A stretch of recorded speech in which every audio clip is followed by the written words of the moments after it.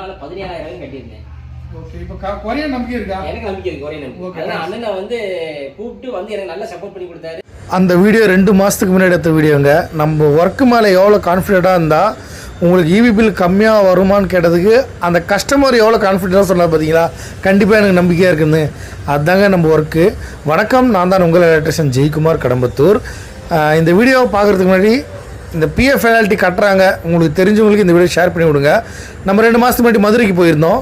மதுரையில் வந்து PF penalty வருதுன்னு சொல்லிட்டு நண்பர்கள் வந்து கெப்பாசிட்டி வச்சு கொடுத்துட்டு வந்தோம்.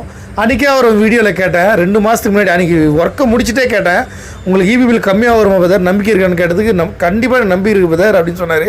அதுக்கேற்ற மாதிரி அவருக்கு நேற்று வந்து பில்லு வந்திருக்கு. பில்லு வந்து 6,000 வந்திருக்கு. 11,000 9,000 அது போல் வந்த இடத்துல இன்றைக்கி 6,000 பில்லு.